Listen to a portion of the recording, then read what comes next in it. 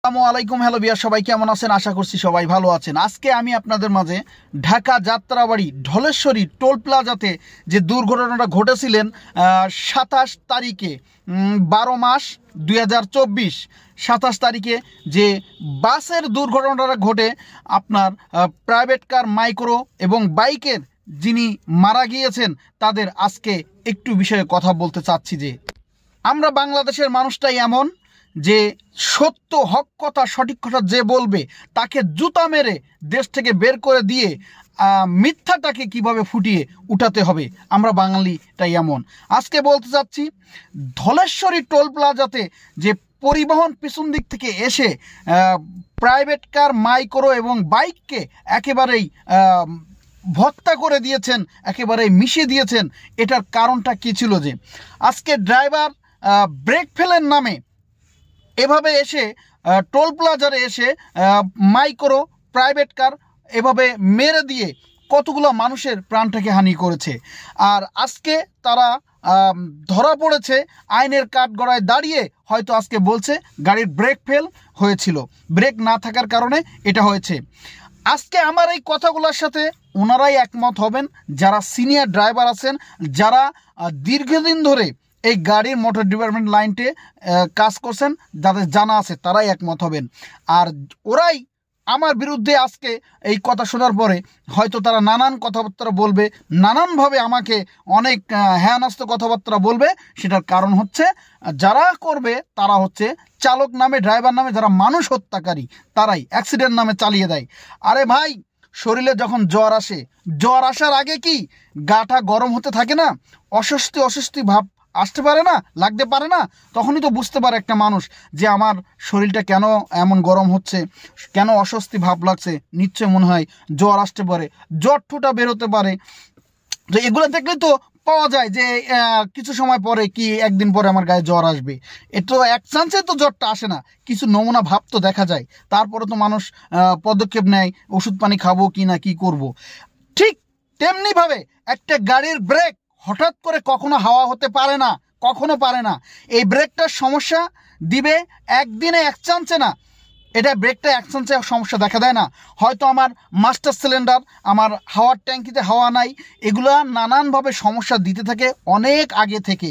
গাড়ি বারবার চালাচ্ছেন, আপনি বুঝতেছেন যে আপনার ব্রেকের সমস্যা, আপনি বুঝতে পারছেন মাস্টার সিলিন্ডারে কাজ করছে না, বুঝতে পারছেন আপনার ট্যাঙ্কিতে হাওয়া নাই, আপনার মিটার আছে, হাওয়ার কতটুকু আছে না আছে এটা মিটার আছে, এগুলো আপনি দেখেন নাই, একটা ড্রাইভার দেখে না, এগুলো দেখে।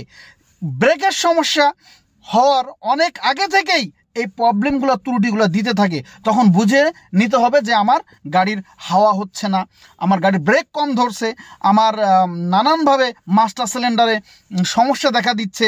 এগুলো এক চান্সে দেখা দেয় না, অনেক আগে থেকে প্রবলেম দিতে থাকে। তো সেই সময় তো আপনি এগুলো গাড়িটা না চালিয়ে আপনি গ্যারেজে নিয়ে ঠিক করতে পারেন, মালিককে বলতে পারেন যে গাড়ির ব্রেকের সমস্যা দিচ্ছে, ঠিকমতো ব্রেক হচ্ছে না, ঠিকমতো হাওয়া হচ্ছে না, ঠিকমতো মাস্টার সিলিন্ডারে কাজ করছে না, আমার তেলের সমস্যা। এইভাবে দিয়ে মানুষ গাড়ি কাজ করিয়ে এরপরে যে মানুষটা রাস্তায় গাড়ি উঠায়, কারণ এটা বিপজ্জনক। এই যে ধলেশ্বরী টোল প্লাজাতে যে ড্রাইভারটা এভাবে মানুষগুলাকে মেরেছে, পরিপূর্ণ এটা হত্যা, এটা এরকম পরিপূর্ণ পরিকল্পনা করে। না হলে হয় এই ড্রাইভার নেশাখোর, না হলে গাঁজাখোর। আজকে আজকে যারা সিনিয়র পার্সন ড্রাইভার, যারা তাদের কাছে জিজ্ঞাসা করুন, তাদেরকে ডেকে তার সামনাসামনি করে এবং তার ড্রাইভিং লাইসেন্সের এবং তার গাড়ি চালানোর অভিজ্ঞতা কতদিন, সে ইঞ্জিন সম্পর্কে, গাড়ি সম্পর্কে কতটুকু জানে, এগুলো তথ্য নিন, বের হয়ে যাবে হয় এই ড্রাইভার নেশাখোর, না হলে তার কোনো লাইসেন্স নাই, পুলিশকে ট্রাফিক সার্জেনকে টাকা দিয়ে সে হয়তো এতদিন গাড়ি চালাচ্ছে। না হলে কখনো একটা ড্রাইভার এভাবে সরাসরি মারতে পারে না।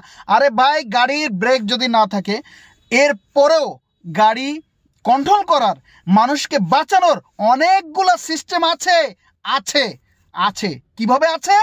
আমার ব্রেকে কাজ হচ্ছে না, আমার গাড়ি ছিল কি 4 গিয়ারে, আমার ব্রেক যখন কাজ হচ্ছে না, আমি গিয়ারটা জোরপূর্বে ক্লাচ চেপে আমি 1 গিয়ারে দিয়ে দিব। তখন কি হবে?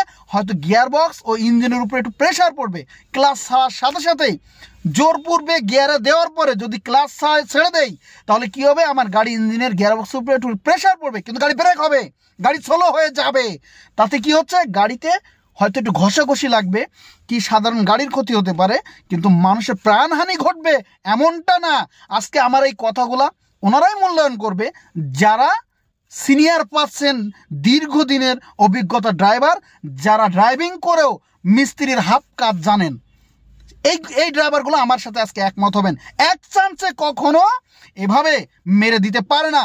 ওই ড্রাইভার ছিল পরিপূর্ণ নেশাখোর এবং তার লাইসেন্স নাই। সে কতদিন যোগ্যতা তার, সে এই গাড়ির যোগ্য কিনা অল ডিটেলস খুঁজে বের করুন।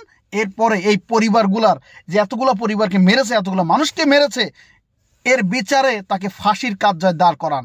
আজকে অ্যাক্সিডেন্টের নামে কিছু ড্রাইভার আছেন, এগুলো শুনলে তাদের জ্বলে যাবেন যে ওকে যদি ফাঁসি দেওয়া হয় আগামীতে আমাদের কিছু হলে আমাদের তো ফাঁসি দিবে। তো ড্রাইভারদের অপরাধকে স্বীকার করতে রাজি না, মনে করে যে আমরাই হচ্ছে এই পৃথিবীটাকে সৃষ্টি করেছি। এমন একটা অবস্থা কিছু ড্রাইভার জাতি আছেন, এটা করেন। কিন্তু একটা পরিপূর্ণ একটা ড্রাইভারের কাজ না যে একটা মানুষকে এভাবে পরিবার ফ্যামিলিকে ধ্বংস করে দেওয়া, এটা কোনো ড্রাইভারের কাজ না।